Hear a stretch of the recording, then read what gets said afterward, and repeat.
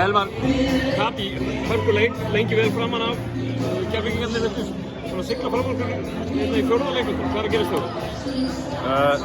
Yfir allan leikina voru þeir að vinna frákastabaráttuna og fyrir liðin eins og okkur sem viljum að vinna frákastabaráttuna í næsta leik þá virkaði það ekki nógu vel og fylgist svekkt með það.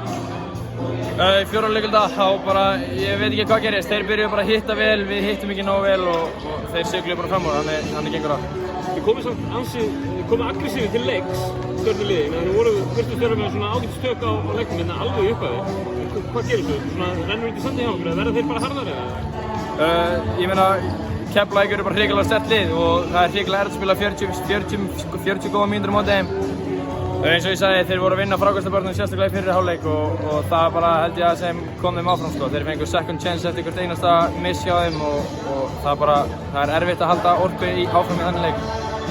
Svona mini-comeback sigur sem eigi í fyrstu umferð, komið svo tapið hérna með 15 stigum, hvernig svona meturðu gengi ykkar hingað til? Bara áfram gakka, það er ekkert að sökkja sig á einu en einu. Okkur maður áttu alltaf að vinna fyrsta leikinn og okkur maður áttu líka að vinna hennar leik, þannig að við förum inn í einhvern einasta leik til þess að vinna, þannig að það er ekkert sem breytist. Spenntur fyrir framhaldinu? Sjálfsögðu. Robert, takk.